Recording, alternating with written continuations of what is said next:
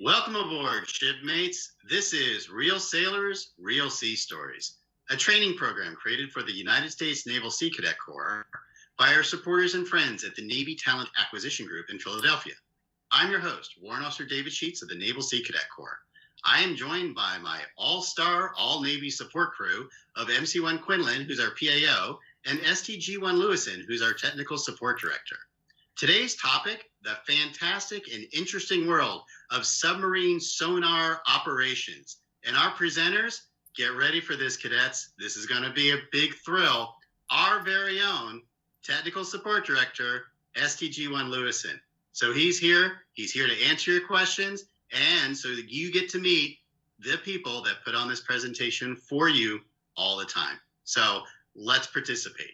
So cadets, when you have questions, and please have them, put them in the comments section, and we'll read them out, and we'll have Petty Officer Lewison get to them. Also, there will be that online quiz, just like every time. So take that quiz if you wish, and get your 2 hours of virtual drill credit.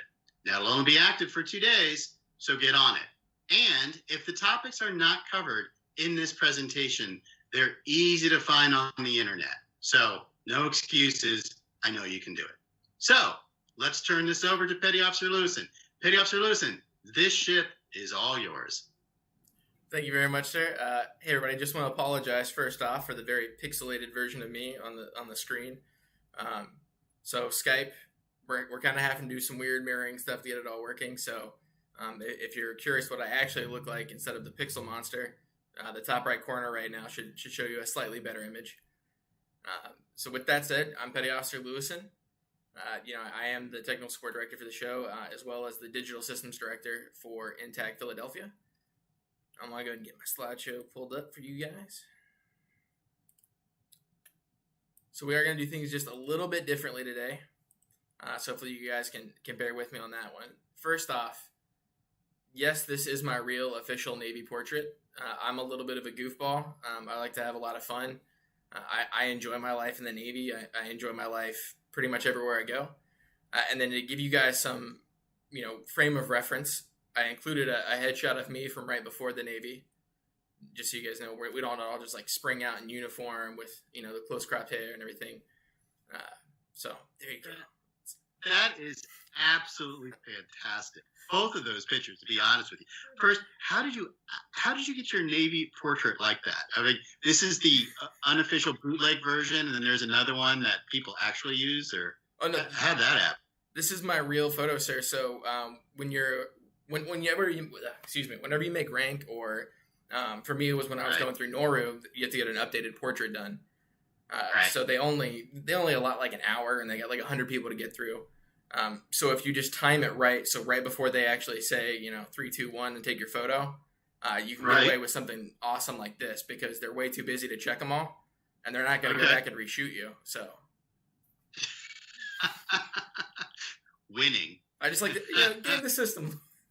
But that way, the first impression that my command got of me before I came out here to Philadelphia was, this photo, me being kind of goofy. I'll invite you on board. So one of our cadets locked into this right off the bat. So what was it like sitting down in the barber chair at Great Lakes?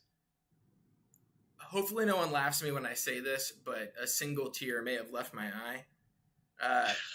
So I think that photo was taken about a year before I went to boot camp, and I did not get a haircut after that. So it was actually a good deal longer when I joined. All right. Excellent. Yep. So I know on here I've got that I'm from 2 different places, but like a lot of people nowadays, I come from divorced parents. So my dad and I lived in Florida together until I was about 9, and then I moved in with my mom in Chillicothe, Ohio, and my dad moved out to Huntington Beach, California. And a couple years after that, I ended up moving out there with him, and then I basically just kind of split my time back and forth across all of high school and pretty much all the way up through 18 when I joined the Navy. So where did you join the Navy from? From Ohio or from California? From Ohio, sir. So my senior year of high school, I got sent back out to Ohio to go live. And I went from going to a major metropolitan area for high school to a very, very small town out in the hills. I don't want to call it redneck, but it was very country oriented. And with hair and sunglasses like that, let's just say I stuck out like a sore thumb. Okay. And we're talking about Chillicothe. Yeah, Chillicothe, Okay. Ohio. Technically, it's actually a small place outside of Chillicothe called Huntington Township.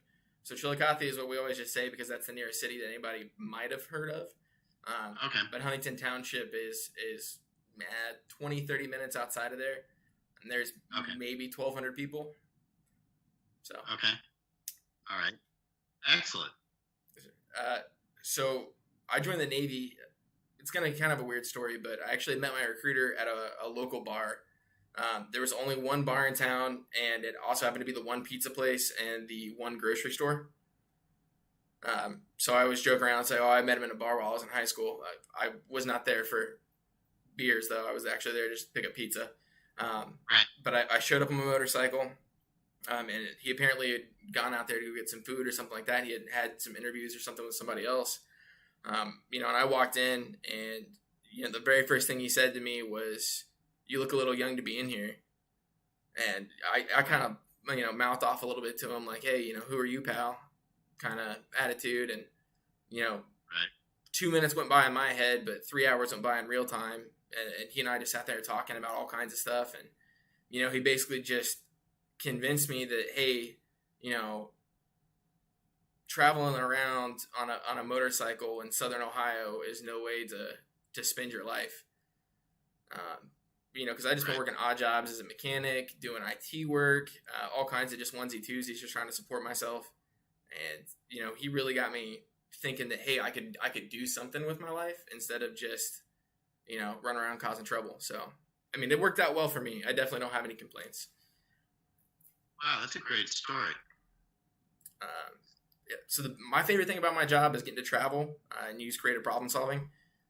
I was really, really lucky. I truly feel blessed. After my submarine tours concluded, I got to go to a place called NSSC, the Naval Submarine Support Center. And I was the sonar technician for all of NSSC. So all of my counterparts were either senior chiefs or master chiefs. And they let me basically just have free roam. So I got to go play in all kinds of research laboratories. I got to go on engineering assist visits all over the world. I'd come in on a Monday and they'd be like, "Hey, guess what? You're flying out to Hawaii this Thursday because such and such ship can't figure out what's going on with this." Okay. So, having that flexibility of travel and getting to meet all these people and do all these awesome things that there's no manual for, I definitely love doing that so much. Oh, that's great. That's really great. My top Navy memory, having Rear Admiral McLean, who he just left. He was in charge of all of Navy recruiting. During his farewell speech, he actually called myself out and Petty Officer Snitchenbomber, who had previously been on the show, because he had traveled out here, and we just happened to run into him at our station while he was in civilian clothes. No idea who he was. We started talking to him. We ended up talking to him for a couple of hours, and then we kind of had a continuing correspondence, and it was really, really cool to hear a Navy bigwig, so to speak, say your name on national broadcast. He said getting to spend time and talk to us was his favorite part of his recruiting tour, so that was pretty cool. Definitely brought a big smile on my face.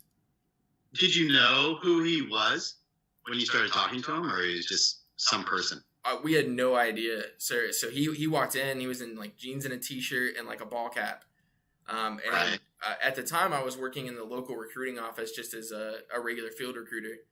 So we get vets and stuff that come in all the time, and they just come in. They talk about their sea stories, and hey, you guys want to trade coins, that kind of stuff. Okay. So we had no idea who he was originally, and then I kind of looked up at the wall about 45 minutes in, and I was like, "Oh, wow, that's great." It worked out well, though. I guess that's the moral of the story is if you treat everybody with respect and treat them how you would want to be treated right out the gate, you never have to worry about putting your foot in your mouth with anybody. That is an excellent point, right? Everyone deserves respect, no matter what, right? Absolutely, sir. So my previous assignments, I joined the Navy. I went to Groton, Connecticut, which is where the submarine school is at. Back when I went through as a sonar tech, it was about 1.5 to 2 years between the time you got there and graduating as a full-blown sonar tech. I know that seems like a very long time, and that's because it is. It's a very, very demanding job. We have a very, very high attrition rate when it comes to the continuing education. So if you want to qualify senior in rate, only about 5 out of 20 or 5 out of 25 people will graduate the class to qualify senior sonarman. So how did you come to the decision that you wanted to be a sonar tech? So I actually did not pick sonar tech, sir. When I came in, the way that they wrote the contracts was they lumped a whole bunch of programs together under something called SECF, which at the time stood for Submarine Electronic Computer Field. Because I had an IT background, they just kind of guided me right there. And then once you got to sub school, then you took a aptitude exam. And then based on those results, they fit you into different jobs. So you might have wound up as a ET, an FT, a TM, ST. So if you scored highest in your math portion, then you became a sonar technician. Okay. Okay. Sense. So my wife always jokes about that too. She looked at my high school report cards and my college transcripts. Oh man, got a frog in my throat.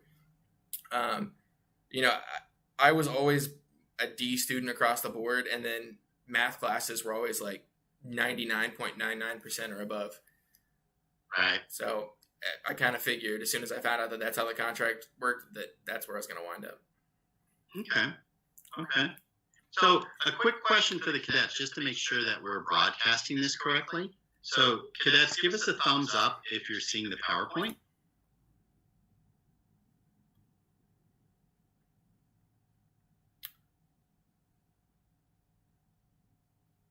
Because you can all be part of our technical support group. Yeah, this is definitely a unique circumstance.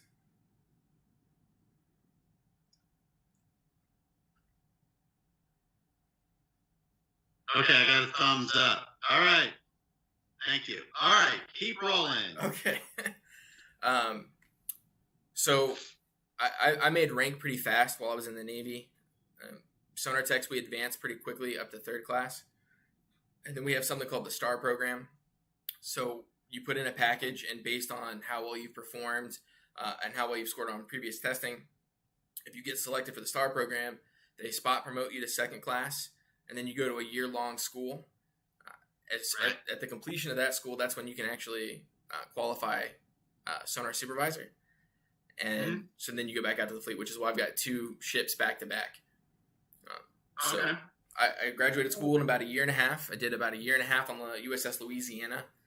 And then I went through and did my sea school pipeline. So I made 2nd class at about 3 years and like 11 months or something to that effect. It was right before my 4-year point. And then I ended up getting meritoriously advanced to 1st class by TICOM, which is the People Above Squadron, just before my 5-year point. So I actually put on 1st class in about 4 years in the Navy. That's fantastic. Just purely luck. Like, I definitely don't want to take credit for being some kind of crazy hotshot. It was definitely just really good timing, and Well, let's be serious about this. They don't just meritoriously advance somebody to 1st class unless it's seen that person deserves it.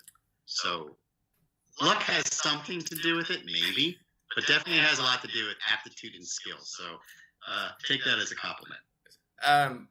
When they came down and they meritoriously promoted me, it was because, in part, I developed a system of telemetries to use for submarine torpedoes and a couple other items that ended up being super, super effective. And as far as I'm aware of, they're still using those on submarines for fire and control solutions to this day. Wow. And then I was the youngest person in the ship's history who would qualify as sonar supervisor, because that's a senior in rate qual. So it's usually a senior 1st class or a chief, and it's done on your 2nd sea tour. So anywhere from 8 to 9 years, all the way out to 12 to 14. And I knocked mine out in about 4. So I was already done with all my quals. I could have just coasted for the rest of my career on a sub, but but no, that's not you. So while I was on the USS Nevada, we were getting ready for a patrol, and I started getting some stomach pains, and I started feeling kind of sick. So I went to my ship's doctor, and he was like, "Hey, are you gonna be okay?" And I was like, "Yeah, doc, just give me some Tylenol and like something for the nausea, and I'll fight through." And it kept getting worse and worse for a little over a month. And then I honestly don't even remember the day that it happened, but I guess I was down in the Sonar check, and I was doing some tests and checking some maintenance items, and I guess I passed out while I was down there. Right. And when my guys went to go roll me over, apparently there's a bunch of blood coming out of my mouth, and I wasn't responding. I was white as a sheet, so they had to, they lifted me out of the sub. I gotta say this, my friend, he saved my life, because down on a submarine base, it takes a while even for an ambulance to get to you, because there's all kinds of security gates and all kinds of different, checkpoints. And as soon as he heard that it was going to be 15 to 20 minutes before an ambulance could get there, he picked me up and carried me to his vehicle and then sped all the way to the hospital. Wow. Okay. Yeah, so he carried me off the pier. So it was pretty cool. Good guy. So when I got there, I found out that I had, I think it was 25, 26 ulcers. And I was bleeding to death internally. And it was pretty scary. Yeah. So the doctor told me, get your last will and testament in order. We definitely don't think you have a good shot of making it out of this right now. And they started running all kinds of tests, and it was a crazy time. It turned out that I have Crohn's disease, and that's how I found out. And anybody out there that has it as well, or knows somebody that has it, you are not supposed to take Motrin while you have Crohn's disease, because it will give you ulcers. Since you didn't know and you treated with that. Okay. Yes, sir. So I've been chomping down on those like candy, trying to fight through to make sure that I was ready to go for the patrol. Okay. And my doc and everybody were like, "Hey, maybe you should go see a real medical professional. Go get diagnosed. Go get some tests run." I was like, "I'm fine. I'm tough." Okay. And then did not work out super well. Okay. So all right. So then what happened? So that got me submarine disqualified. That's what sent me up to NSSC, because they're like, well, if you can't serve actively on a submarine, then you can come be the engineering expert / subject matter expert. Because I was already pretty well respected in my area. So they were clamoring to get me, apparently. Worked out really well. Like I said, I got to spend about 2 years there. I got to travel all over the place. Had a ton of fun, met a lot of great people. I got to work in a bunch of laboratories, people like Leidos, Lockheed Martin. I had a blast. Very cool. Time came, though, that tour ended, and they converted me from an STS to an STG. And when that happened, they sent me down to the Anti-Submarine Warfare Center to get trained as an STG. That's a self-paced course. It's supposed to take about a year, but I was able to knock it out in about a month and a half. And then they ended up keeping me on as an instructor for about a year afterwards. Because as soon as they saw my last name in the math book, they were like, "Are you related to the Lewison from the Lewison ranging formula?" And I was like, "I am, in fact, because that's me." And they were like, "Okay, cool. Do you want to come teach the math portion?" And I was like, "Sweet, sounds good." You have a formula named after you? I do. You never know. Okay. Hopefully, you get a royalty every time somebody uses it. That'd be cool. I mean. Unfortunately, it's not quite how things work in the Navy. Okay, understood. And then after I finished my time there, they're like, "Hey, what do you want to do? You can either get out, retire medically, or you can try to go do a shore tour." And I was like, I want to do something weird that I haven't done before. Get a little restless, so I was like, let's go try some recruiting. And my wife's like, "All right, if you're sure about it." So called my detailer, and I was like, "Where do you have recruiting that I can go to as soon as humanly possible?" And Philadelphia popped up, and 3 weeks later, we were packing all of our stuff and moving out to Pennsylvania. Great. And we've all benefited from that. That's a good story. Yeah, that's pretty much it, sir. All right. So let's talk about the ST rate. Yes, sir. So sonarmen has actually been around for a really long time because even before nuclear submarines, there were still sonarmen. So way back in the day, they were called soundmen. And there was a couple of different kinds. There were some that went out with submarines, and then there were those who did harbor defense. And then, as you guys can see on this timeline here on the left, the rate has evolved a lot over time. And as of right now, we're basically just split between STG and STS. So sonar technician on surface and sonar technician on submarines. Okay. I've worked with a lot of STGs. I've worked with a lot of STSs. It's a very, very different ball game and a very, very different rate. So if you ever call an STS an STG, they're probably going to get mad at you. I'll just give everybody a warning right now, since most of you guys are going to go into the Navy at some point. STGs are really awesome people, but they primarily focus on the weapon systems. And STS, they are math guys. So it's almost like people trying to have the geek versus nerd talk, and then for some reason they get really upset when you mix them up. I've never really understood it, and I feel like since I've been an STS, I'm an STG now, I should bridge the gap and try to make peace, but they don't want to listen to me. It doesn't work. Okay. Fair enough. Everyone's very proud of their rate. So cadets, if you haven't figured that out at this point in time, so yeah, when it's your rate, it's a big deal.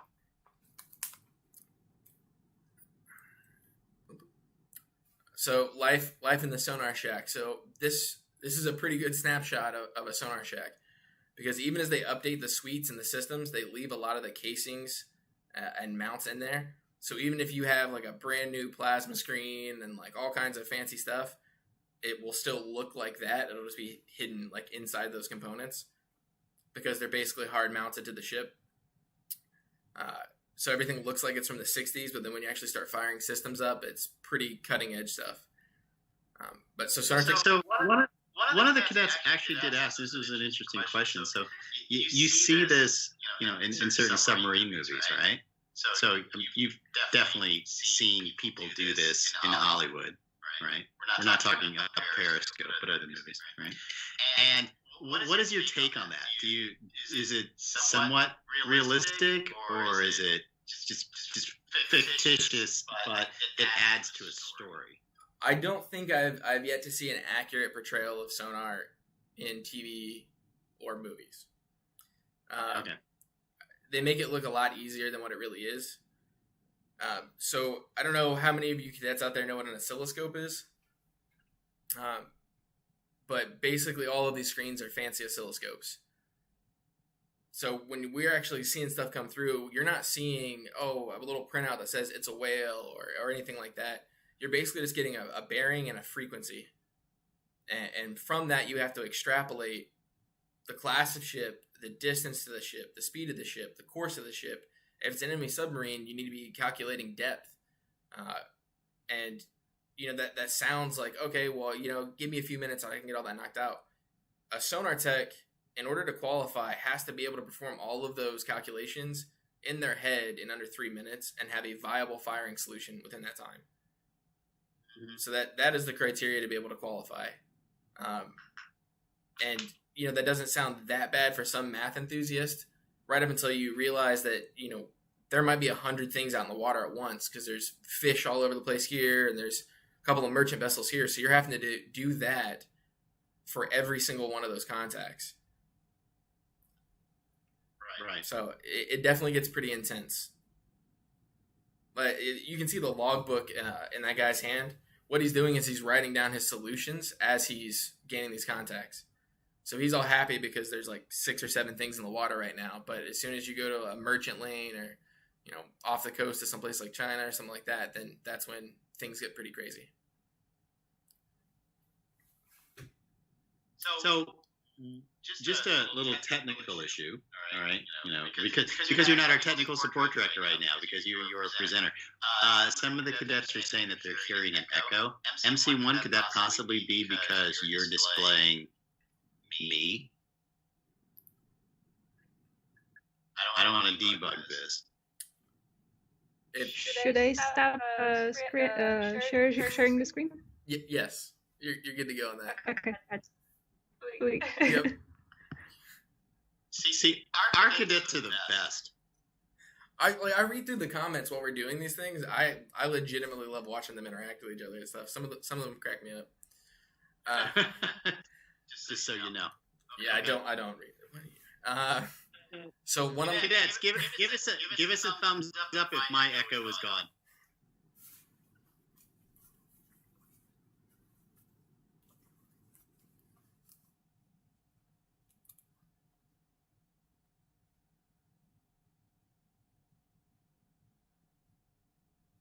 Okay, I am talking. Is my echo gone?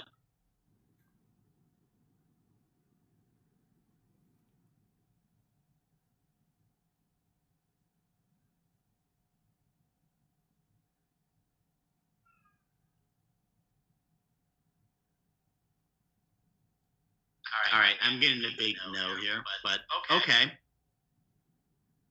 Should I just keep going, sir? Just keep going, and I'll keep my comments to a minimum.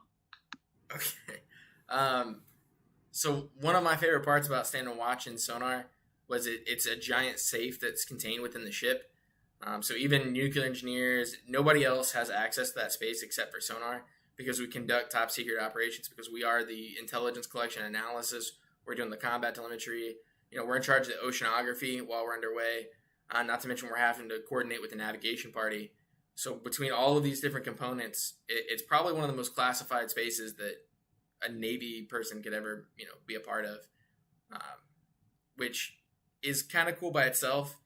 But like I have down here on the bottom left of the slide, getting to tell people, no, I can't tell you about my day, it's a matter of national security, is probably one of my favorite things to do ever.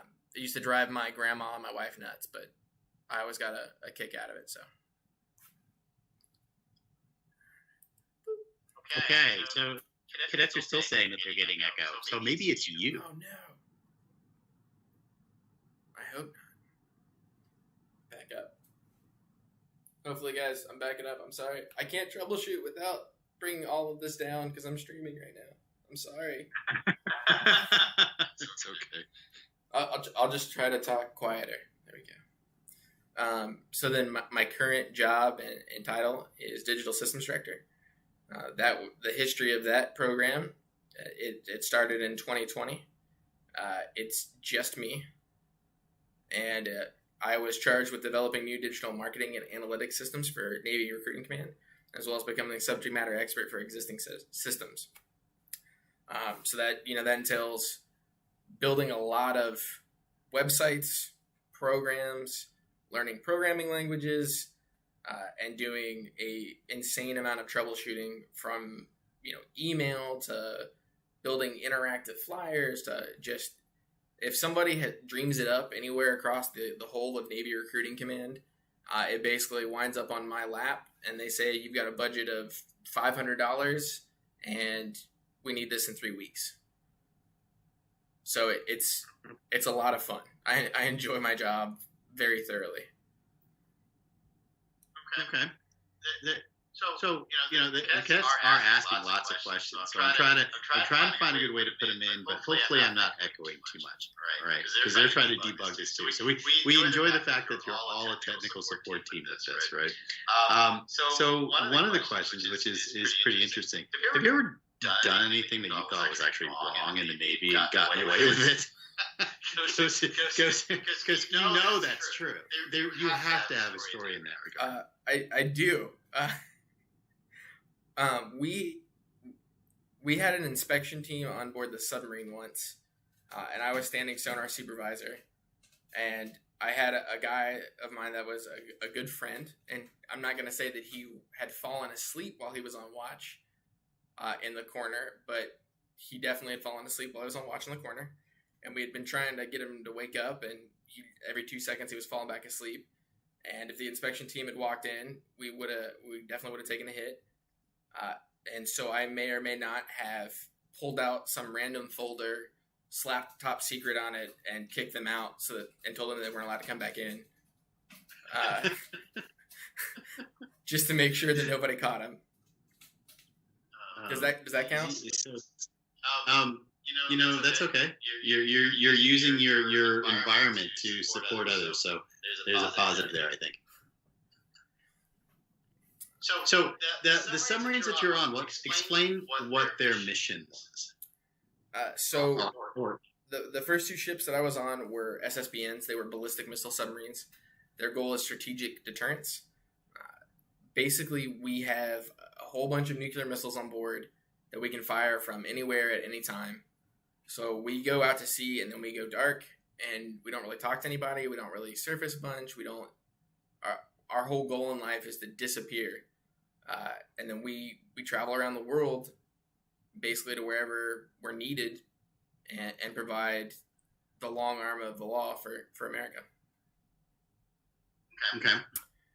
Great. So, which is different than fast attack submarines, because we've had a couple speakers who are SSNs, right? So their mission is something completely different. That although it's a submarine, right? Yes, sir. They're involved with other things. Yep. So, do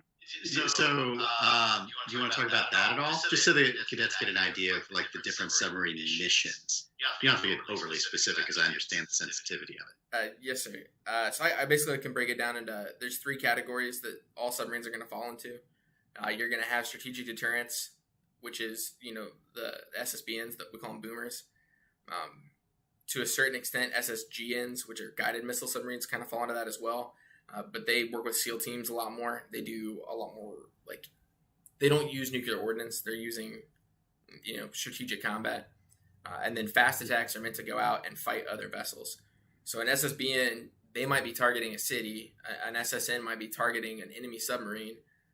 And then the third type is usually going to be an SSN. There are a couple of weird ones that are on the middle of Kentucky in a lake, but research vessels.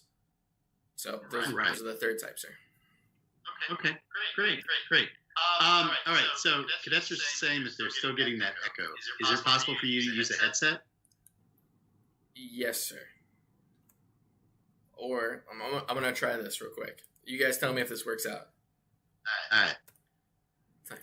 Everybody can watch me and do this, right? That's fine. We're going to cycle my mic. You know what? I'm not going to mute you, sir. That was bad. That was a bad idea. I don't know why I thought of that.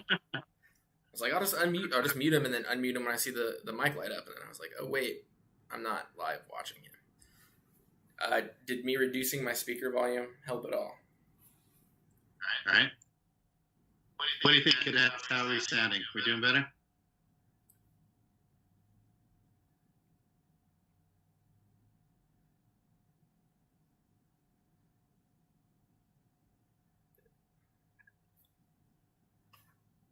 What's up? Fingers crossed. Give us a thumbs up if our echo's gone, cadets. Or down if it's not. Still an echo. We're just gonna have to deal with this, I guess. I say yes, I could grab a headset, but it is buried somewhere in my workshop, which is just a giant pyramid of cables and broken screens and half functioning laptops. Okay. Might I suggest if you'd be willing to experiment a little bit and maybe mute yourself until you're ready to talk?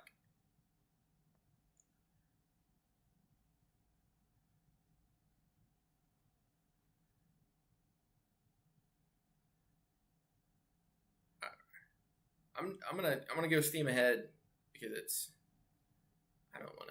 getting awkward to just sit here in silence. Hopefully these people aren't laughing at me too much. No, it's fine. No problem. All right. So this is usually the part of the presentations where you guys have to watch a super motivational video with rock and roll background music. I'm not going to make you do that because that just seems mean. So moving on to the fun part where I get to show you guys photos of some of the cool stuff that I got to do. So this is me right here. You'll notice that I've got an eye patch on. So when I got sick, they put me on a very, very strong immunosuppressant regimen. Because if you don't know what Crohn's is, it's basically your immune system turns into the Hulk and starts rampaging all around, and it starts destroying your own body. So in order to counteract that, they put you on a whole bunch of immunosuppressants. So while I was on that immunosuppressant cocktail, my cat scratched me just a little tiny bit above my eyebrow. And within maybe 2 or 3 hours, my eye had like swollen shut and it was all red, and basically my immune system was freaking out. So I ended up having to be in an eye patch and have a little bit of surgery done to make sure that I could keep the eye. Thank you, Kat. Yeah, really appreciate it. My wife laughed for a very long time about that one. And then, besides that, getting to work with people like Petty Officer Richie, which he's been on the show before. Up here in the center is Master Chief Davis. He's awesome. He's in charge of Flight Squadron down in Florida right now. Senior Chief Richardson. I met him before. This guy is like, he's about 7 foot tall. He's gigantic. Yeah, he's a kind of a rock star in the Navy. He's famous just for being massive, and he's so nice. Like he is. Yeah, he's an amazing guy. I really really like getting to work with him. Mm-hmm. And then down here, this is Lieutenant Commander Baker. I think he's Commander Baker now. He's the he's the OIC down at Sub Base San Diego. He was one of the people I got to work with while I was at NSSC. And then next to him is, I think, Master Chief now, Jose Mir, who's probably one of the smartest people I've ever met. People could just be like, hey, the torpedo is like facing a weird direction, and he would like break the whole thing down and could draw circuit diagrams from memory. The guy was amazing. So that was like our little team that got to go travel all over the place and do a bunch of stuff together. So it was a lot of fun. And then the cat that gave me the eye patch, I had to make sure to bring with me for that Christmas photo. So you can see him in there. That the culprit? That definitely. And then if you guys couldn't tell, I've got a whole bunch of tattoos. Hopefully nobody holds that against me too much. But I like getting tattoos whenever I go to new places. So as I travel around the world and did all kinds of stuff, I like to get tattoos in different countries, different states. It's kind of like a memento that I get to keep with me wherever I go.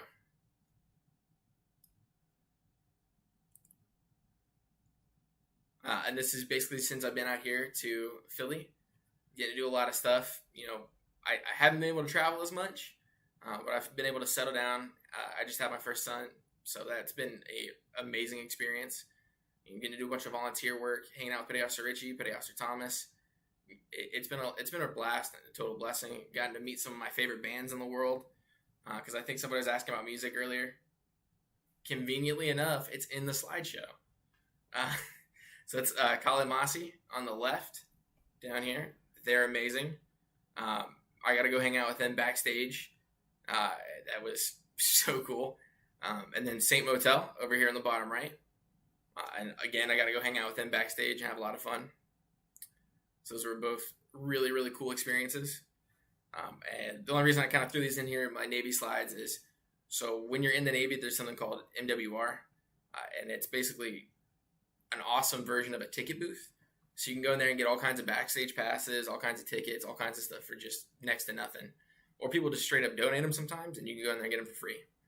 So it's definitely been uniquely rewarding. So one of the cadets wants to know, what's your son's name? Wesley Lewison, oddly enough. Keep it going. Yep. So I'm Wesley Lewison the 9th. My son is Wesley Lewison the 10th. There's a lot of us. We don't really know how far back it goes exactly, or there's definitely some jokesters a little ways back in the family line, so we have no idea. I do know for a fact that every person in my family, firstborn son, has been named Wes Lewison for at least 8 generations, so I'm assuming it's not far off. Okay. Excellent. Yes. So that picture in the bottom center. Yes, sir. It looks like a November class submarine to me. What is that? Did you say a November class submarine, sir? Yeah. Oh, no, that's you say. Hold on. Well, let me start this off with a story before we go into that, if that's okay, sir. Yes. So my buddy that's in that photo with me, he is 18 years in the Navy now. And he had never even seen a submarine once. He had spent 18 years on shore duty. So I told him I was going to go take him onto a submarine. So if you don't know, the USS Torsk is down in Baltimore. It's part of the museum. It's a very, very old boat. So if you guys like submarine history at all, it's part of the Tench class, old diesel boats from way back in the day. So my plan was to get him down there and try to bluff my way into the submarine using my submarine dolphins / Navy ID and bring him with me. But unfortunately, that was the closest to the ship that we got because they saw through me in about 3 seconds. Nice try. Yeah. It was a valiant effort, though. I was like, at least you got to see one. And he was like, yep. There you go. And then Petty Officer Stinson Bomber, Petty Officer Carlin, both have been on here and done their presentations. Those are my two best friends. So I figured I'd throw us on there wearing our matching T-shirts from Petty Officer Stinson Bomber's birthday party. Just as a last fun one. And that's all I had prepared, sir. Well, yeah, cadets, you remember those guys. That's awesome. That's awesome. Especially that now you all have this in common. Right? Yeah. So, feel good. Right. So there have been actually quite a lot of questions coming in from the cadets, so they're very interested. So hopefully this isn't too echoey, cadets, so I do apologize if that's the case. But as we're finding out, there's not a lot we can do about it. So one of the cadets is asking, what's your favorite type of music? It's a combination. I'd call it. I like a lot of punk, and I like a lot of metal. And then every great once in a while, I'll throw on some. Don't laugh too much over it. Reggae.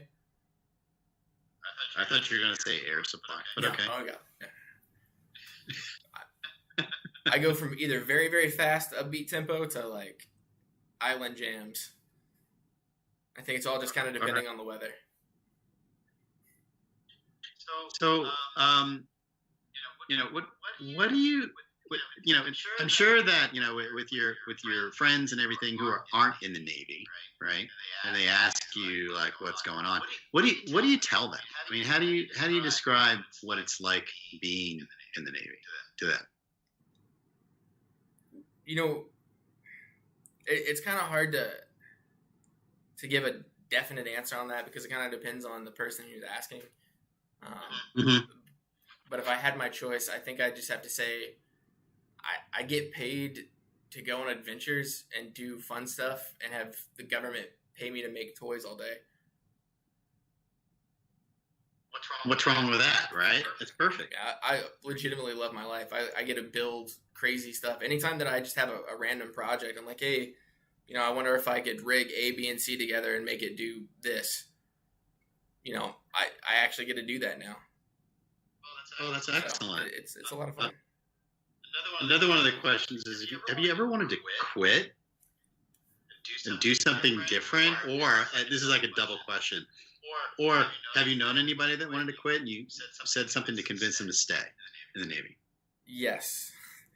I have wanted to quit at one point, and it had nothing against the Navy.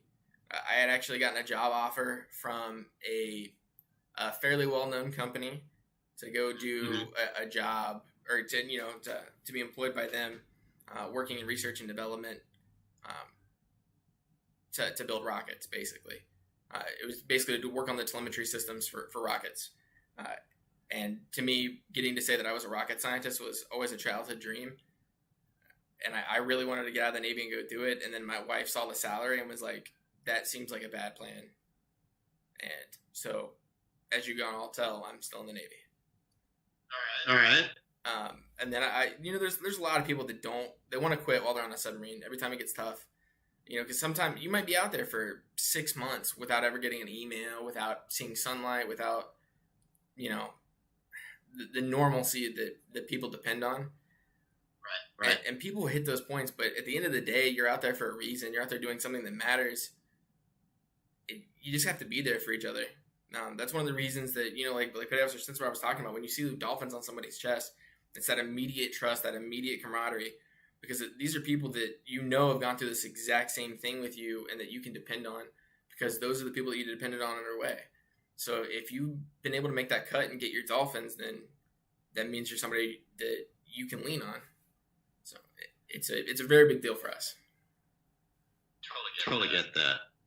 Totally get that. Another question somebody had was, or one of our cadets had, was back in the submarine, right? When you're in a submarine, did you find it ever difficult to, say, fall asleep in the submarine knowing that you're underwater? I mean, that whole concept of you're underwater, right? You're under hundreds of feet, some unclassified or classified depth of water, and right, you're on the edge of being crushed into a nothing, right? Is it hard to fall asleep? I have never had any difficulty, sir. When I was going through sub school, they actually taught us a sleeping technique that they developed for pilots. Where you lay there and it takes about 2 minutes and you cycle through your nervous system and like focus on releasing tension. And by the end of the exercise, you're asleep. So they taught all of us that as we were going through school. So I never had an issue with it. I definitely know a few people that weren't able to, let's say, master that before they hit the ship. But usually within a month or two, they get used to it. And you can sleep pretty much anywhere.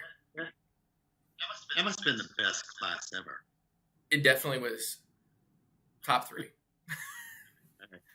So I'll leave you with this final question.